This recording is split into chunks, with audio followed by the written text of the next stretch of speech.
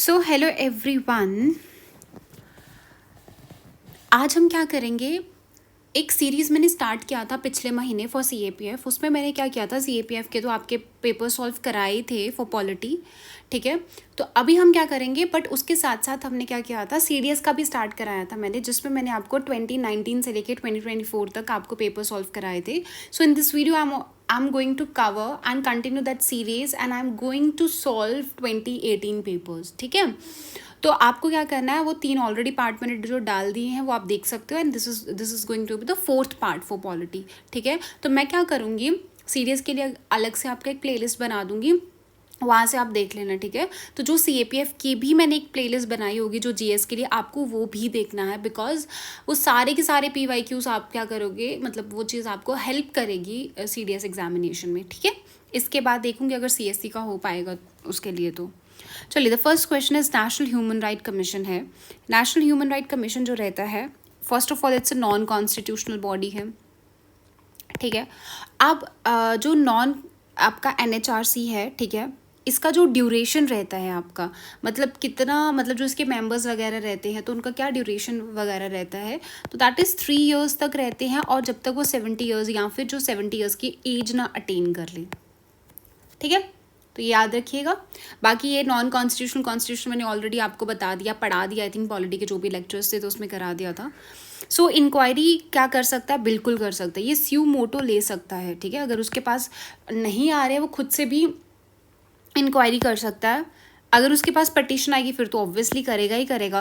वो जेल्स भी विजिट कर सकता है जो भी कंडीशंस हैं देखने के लिए, एंड प्रमोट करता है research in the field of human right. अब मेरे को ये बताओ कि आपको कहीं से ये मतलब जनरल स्टेटमेंट्स है ना, तो ये सब चीज़ें कर सकते हैं NHRC, तो 1 2 3 4 आंसर आ जाएगा, ठीक है।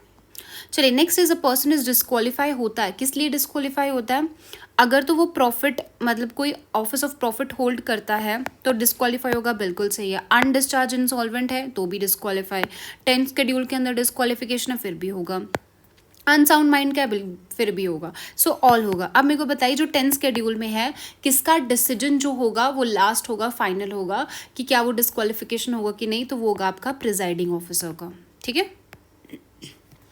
लोकसभा का स्पीकर एंड राज्यसभा का चेयरमैन, ठीक है। Sorry. According to the election commission of India, जो एक नेशनल पार्टी है आपका, मतलब उसको अगर एक रिकग्नाइज पॉलिटिकल पार्टी बनना है तो उसको क्या करना पड़ेगा, उसको कितने स्टेट्स में चाहिए, ये भी मैंने अपने नोट्स में आपको प्रोवाइड किया, पॉलिटी के जो नोट्स दिए हैं, तो दैट इज़ एटलीस्ट उसको 4 स्टेट्स में क्या करना पड़ेगा, स्टेट पार्टी होना पड़ेगा, तो ही उसको एक नेशनल पार्टी रिकग्नाइज किया जाएगा, ठीक है, पॉलिटिकल पार्टी। चलिए, ये तो नहीं है आपका, ठीक है, कैंसिल। चलिए, द नेक्स्ट क्वेश्चन इज, ऐसा कौन सा आपका अमेंडमेंट एक्ट है जो ये बोलता है कि आप 15% से जो सीट्स है वो एक्सीड नहीं हो सकती आपके लेजिस्लेटिव असेंबली में। देखिए, ये क्वेश्चन बहुत बार पूछ चुका, आपका CDS में पूछ चुका है, CSC में पूछ चुका है, यहाँ तो आपको अमेंडमेंट एक्ट पूछ रहा है। अगली उसमें पूछता है स्टेटमेंट वाइज में कि क्या 15% होता है, 10% होता है, नॉट एक्सीड 10%, ये सब चीज़ें ऐसे इन्हीं को क्या करता रहता है, घुमाता रहता है, ठीक है। So answer is 91st amendment act था जिसने ये चीज़ बोला था कि 15% से एक्सीड नहीं हो सकती, ओके। चलिए, अब सिक्किम ऐड किया, सिक्किम का भी बहुत बार आपको पूछा जाता है कि जो सिक्किम है आपकी, वो ऐड की जाती है कौन से अमेंडमेंट एक्ट से, मतलब ये ऐड किया था, that was 36th amendment act हुआ था आपका, ठीक है। फुल फ्लेजेड आपका स्टेट बना था 1975 में बनी थी, ओके। चलिए, बाकी मैंने आपको आर्टिकल 2 भी बताया था और आर्टिकल 3 भी बताया था, है ना। अब हमारे पास क्या है कि जो आर्टिकल 2 है वो ये बोलता है कि जो भी आपकी स्टेट्स है जो नई है, अभी वो ऑलरेडी एग्जिस्टेंस में नहीं है, बट अगर आप कोई नई स्टेट को एडमिशन करते हो या उसको इस्टेब्लिश करते हो, that will come under your article 2। और आर्टिकल 3 में क्या आता है, आप नए स्टेट्स बनाते हो या फिर आपका एरियाज भी ऑल्टर किया जाता है, और क्या करते हो आप, नाम वगैरह चेंज करते हो, बट ये जो है this is mostly related to your existing states, already existence में है, उसमें से तुम नए स्टेट बना देते हो, है ना, उसकी ऑल्टर कर दी बाउंड्री, उसका नेम चेंज कर दिया, बट ये होता है कि एग्जिस्टेंस में नहीं है, आपने नई स्टेट को इंक्लूड कर दिया। फॉर एग्जाम्पल सिक्किम जो है आपका आर्टिकल 2 में आएगा, okay. which one of the following statement respect to the states of India is not correct? State in India cannot have their own constitution. बिल्कुल सही है. हमारी जो states है उसका अपना constitution नहीं होता, but there was an exception in relation to Jammu and Kashmir. 370 और 350 जो आर्टिकल है उसके अंदर मिलता था, but अभी वो एब्रोगेट हो चुका है. सो ये भी आपका सही था उस टाइम पे. Now states India do not have, हाँ बिल्कुल सही है. स्टेट्स क्या कर सकती है, यूनियन ऑफ इंडिया से बाहर नहीं जा सकती हैं, अनलाइक तुम्हारा यूएस. ठीक है, यूएसए में क्या होता है, यूएसए में प्रॉपर फेडरल सिस्टम आपका. ठीक है, स्टेट्स की अथॉरिटी अपनी है, कोई इंटरफेरेंस नहीं होगा यूनियन का.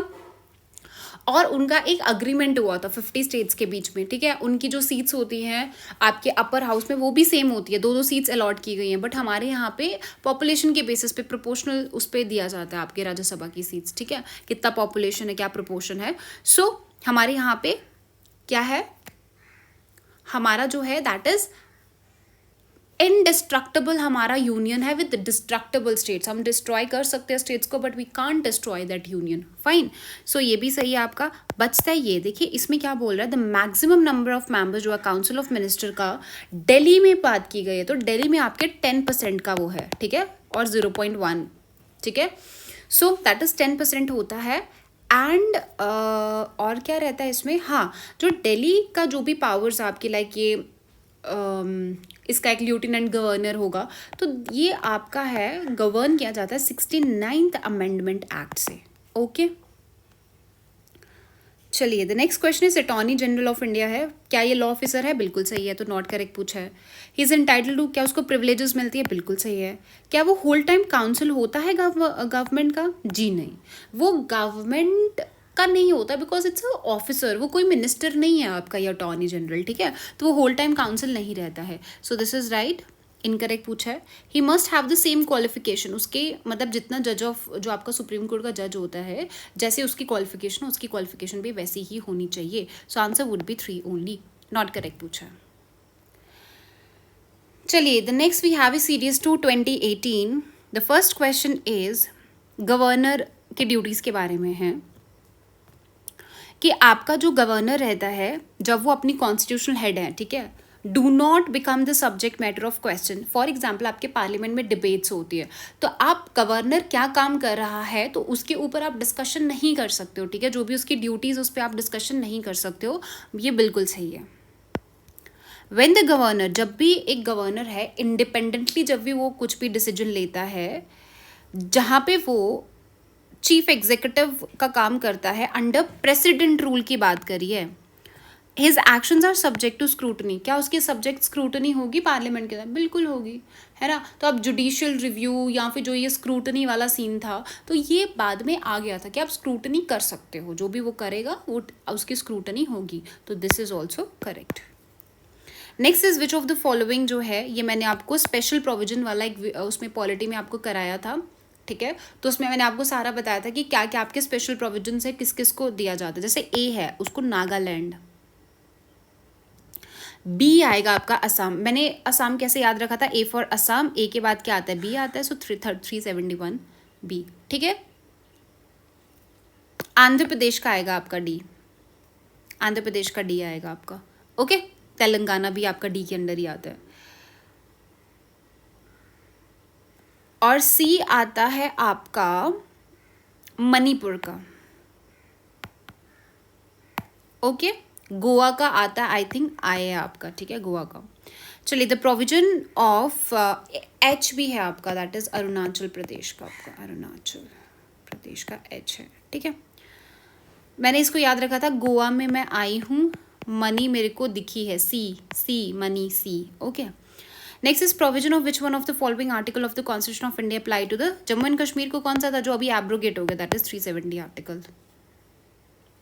विच one of the following schedules जो है वो ऑटोनॉमस डिस्ट्रिक्ट काउंसिल सेटअप के लिए बोलता है, दैट इज 6 शेड्यूल. अभी लद्दाख जो है वो डिमांड कर रहा है 6 शेड्यूल. तो आपको पता होना चाहिए कि इम्पॉर्टेंट है 6 जो भी स्केड्यूल के अंदर आपकी जो आती हैं, कौन कौन सी हैं, AMTM है ना, कौन कौन सी है, असम है आपकी, मिजोरम है, त्रिपुरा है, एंड अब कौन सी बच गई, दैट इज मेघालय. ठीक है, मेघालय एंड मिजोरम आएगा. सो आपको पता होना चाहिए कि क्या क्या चीज़ें इनको दी जाती है। जैसे 6 शेड्यूल के अंडर क्या हो जाता है ना, ऑटोनॉमी ज़्यादा आ जाती है आपके पास, ठीक है, ग्राम सभा के पास पावर ज़्यादा आ जाता है। ओके, चलिए the next question is, okay, फिर से आपका ऑटोनॉमस डिस्ट्रिक्ट काउंसिल पे आ गया कि इलेक्टेड जो मेंबर्स होते हैं उनका टेन्योर क्या होगा।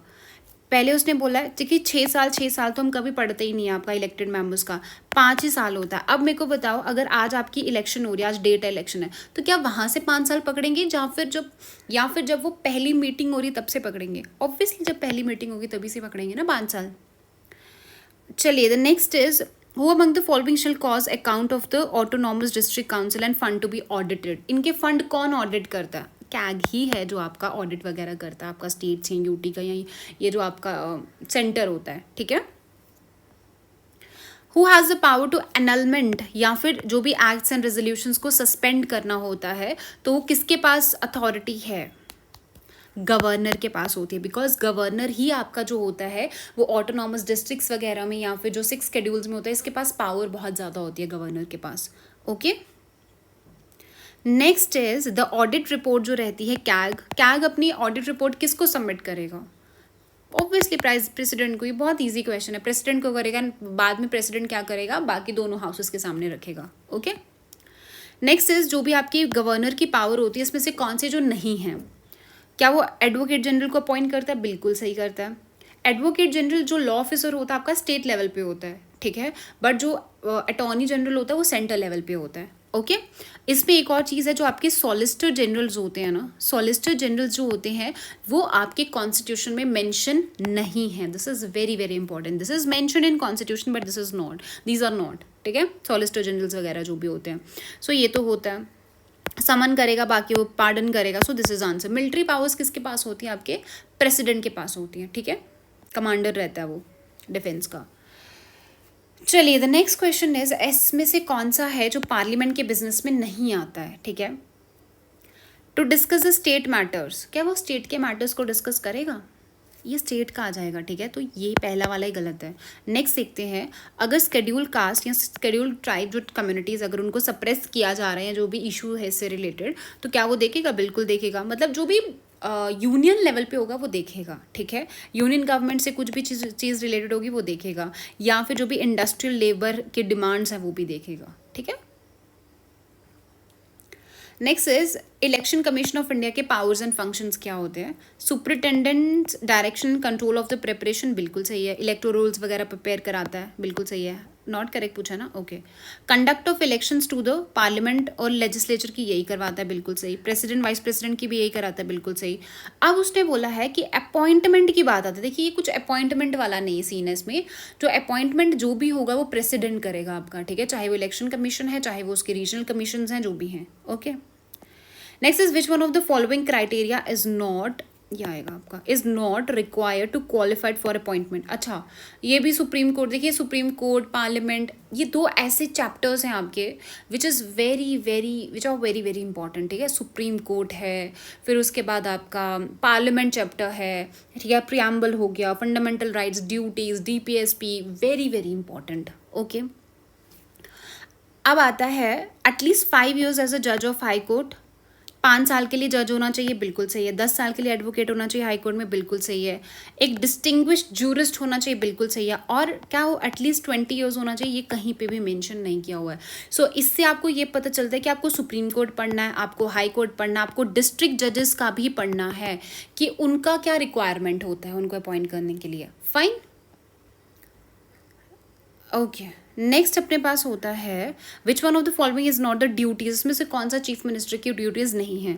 क्या वो कम्युनिकेट करता है गवर्नर को to state all the decisions वगैरह जो भी है। तो ये एक सीरीज में आपके क्या आते हैं ना, आर्टिकल्स आते हैं 75, 76, 77, 78, 88 वाला जो भी है ना, तो ये सारे उसमें आ जाते हैं कि कौन कौन सी आपकी। अच्छा, बट ये चीफ मिनिस्टर वाला है, तो इसमें आपके पास आ जाएंगे 161 वाले से रिलेटेड आ जाएंगे, 160 के बीच में आ जाते हैं आपके। नेक्स्ट, ठीक है, तो उससे आपको क्या हो जाएगा, ये सारी की सारी ड्यूटीज़ हैं, सेम आपकी प्राइम मिनिस्टर भी करता है with respect to president. Okay, तो ये भी होगा आपका। फर्निश इन्फॉर्मेशन, क्या वो इन्फॉर्मेशन देता है, बिल्कुल सही है। कम्युनिकेट करता है प्रेसिडेंट को ऑल डिसीजंस, और वो administration of the monthly report, देखिए वो क्यों मंथ, देखो कितना छोटी सी चीज़ थी, कम्युनिकेट करता है, बट वो मंथली रिपोर्ट नहीं, एन्युअली रिपोर्ट देगा। वो क्या हर महीने रिपोर्ट ही देता रहेगा? सो एन्युअली रिपोर्ट देगा, ठीक है। So this would be incorrect. So answer क्या हो जाएगा आपके पास? C part. ओके, बाकी वो सबमिट करता है काउंसिल ऑफ मिनिस्टर्स की for the consideration of the which has been taken by minister but has not been considered, ठीक है। तो आप ये देख लोगे ना, उसमें क्या बोलते हैं आपका जो लक्ष्मीकांत वगैरह होता है, तो उसमें ये पूरा दिया होता है। विच one of the following is not considered part of the legislature of states? इसमें से कौन सा है जो कि पार्ट नहीं है लेजिस्लेचर का? देखिए, एक होता है आपका पार्लियामेंट, एक है आपका लेजिस्लेचर। पार्लियामेंट का कौन कौन पार्ट है? आपका प्रेसिडेंट होता है, लोकसभा होता है, राज्यसभा होता है। सेम इसमें क्या होता है? गवर्नर होता है, आपका लेजिस्लेटिव असेंबली होती है और आपकी लेजिस्लेटिव काउंसिल होती है, ठीक है। तो कौन सा मेंबर नहीं होगा? Chief minister. Next is ordinance making power होती है। देखिए, जो ऑर्डिनेंस मेकिंग पावर गवर्नर की है, दैट कम्स अंडर आर्टिकल 213 ना, एंड 123 होती है आपकी प्रेसिडेंट की होती है, ठीक है। सो उसने क्या बोला है? It is not a discretionary power, it is not a discretionary power. वो डिस्क्रिशनरी पावर नहीं होती। देखिए, बेशक वो ऑर्डिनेंस बनाता है, but it's not a discretionary power. क्यों नहीं होती डिस्क्रिशनरी पावर? बिकॉज अगर वो ऑर्डिनेंस बनाएगा तो भी उसको एड एंड एडवाइस लेना पड़ेगा काउंसिल ऑफ मिनिस्टर का। So this is correct. Governor withdraw कर सकता है, बिल्कुल सही है। ऑर्डिनेंस जो पावर है वो तब एक्सरसाइज होती है जब लेजिस्लेचर सेशन में नहीं होता, बिल्कुल सही है। क्या aid and advice of the minister is not required for declaring the ordinance? अब आप खुद सोचिए, अगर आपके पास ये, चलो है ही गलत है, इन दोनों में से अगर आप देखो, इन दोनों में से आंसर होगा। क्यों? यहाँ बोल रहा है वो डिस्क्रिशनरी नहीं है। अगर वो डिस्क्रिशनरी नहीं है, इसका मतलब उसको किसी से पूछना पड़ेगा। यहाँ पे बोल रहा है कि वो मिनिस्टर्स की एड एंड एडवाइस नहीं लेगा। अगर वो नहीं ले, इसका मतलब उसकी डिस्क्रिशनरी पावर होगी। तो ये दोनों सेम टाइम पे देखिए अगर आप, तो इन दोनों में से एक होने वाला है। तो अगर आप देखोगे तो मोस्ट प्रोबेबली क्या हो सकता है यार, गवर्नर खुद से डिसीजन नहीं लेता है, ठीक है। तो it's not a discretionary power, answer would B D part. उसको एड एंड एडवाइस लेनी ही पड़ेगी। So this is not correct. Next अपने पास आ जाता है कि जो आपके यूनिवर्सल डिक्लेरेशन, ये ह्यूमन राइट पे बहुत बार क्वेश्चन पूछता है, ठीक है, रिसेंटली भी पूछा ही हुआ है। जो यूएन जनरल असेंबली है, उसने ये चार्टर को अडॉप्ट किया था 1948 में, बिल्कुल सही है। उसने बोला जब भी कोई चीज़ सम से आती है ना, तो या समझ लीजिएगा ये इसके 95% चांसेस होते हैं सही होने के, ठीक है। क्योंकि कुछ की बात किया तो कुछ में कुछ भी हो सकता है, ठीक है। तो कुछ जो प्रोविजंस हैं हमने हमारे कॉन्स्टिट्यूशन में भी आपको मिल जाएंगे, बिल्कुल सही है। अब उसने क्या बोला है कि जो आपका right to property is not part of this. देखो, ये नेगेटिव में जा रहा है, नेगेटिव में जा रहा है, और थोड़ा एक्सट्रीम है कि वो पार्ट ही नहीं है राइट टू प्रॉपर्टी, बल्कि है यूनिवर्सल भी तो करेगा ना प्रॉपर्टी राइट को, क्यों वो उसको कंसीडर नहीं करेगा? बाकी इंडिया सिग्नेटरी, बिल्कुल सही है, हम सिग्नेटरी हैं, इसीलिए तो हमने कॉन्स्टिट्यूशन में उनके पार्ट डाले हैं कि नहीं डाले हैं। So answer would be your C part, जो कि उन्होंने पूछा है, नॉट करेक्ट, ठीक है। राइट टू प्रॉपर्टी है उनका पार्ट, ओके। बाकी CDS 1 2018। So all in all अगर हम देखें तो CDS के हमने 2018 से 2024 तक पूरे के पूरे पेपर सॉल्व कर लिए हैं। CAPF के भी हमने क्या किया, पिछले 10 साल के पेपर सॉल्व कर लिए हैं। आई थिंक 2014 से लेके हमने 2024 तक। तो आपको पॉलिटी के लिए CAPF की भी सारी वीडियोस देखनी है और CDS की भी ये सारी वीडियोस देखनी है, ठीक है। So all the very best. हो सके तो आप पीछे भी कर सकते हो, बट जितने भी टॉपिक्स हैं लाइक नॉन कॉन्स्टिट्यूशनल बॉडीज अच्छे से पढ़ो, कॉन्स्टिट्यूशनल बॉडीज अच्छे से पढ़ो, ठीक है। Election commission is very very very important है। फिर उसके बाद parliament is a very important topic, okay. और क्या है, ये जो आपकी कॉन्स्टिट्यूशनल बॉडीज़ हैं वो अच्छे से पढ़िए। और क्या है, बस ये सब you should know. Governor, president, vice president, prime minister, chief minister, ये बहुत बहुत इंपॉर्टेंट। और स्पेशल प्रोविजन वाला तो मैंने ऑलरेडी बताया था आपको, ठीक है, पिछले वीडियोस में भी बताया मैंने आपको। So this is it for today. Next हम स्टार्ट करेंगे अपना ज्योग्राफी वाला पार्ट, ओके। ज्योग्राफी हम अच्छे से करेंगे, क्योंकि ज्योग्राफी की अभी CDS पे एक भी वीडियो नहीं लाई, मतलब जो CDS की PYQs उस पर नहीं आई है। सो अभी हम स्टार्टिंग से लेके जो भी हैं 18 से लेके 24 तक हम सारे सॉल्व करेंगे, अच्छे से करेंगे। विद जो रिसर्च पेपर है, मैप बेस्ड है, चाहे वो दूसरा है, वो भी हम उसको कंप्लीट करेंगे, okay. So thank you, all the very best.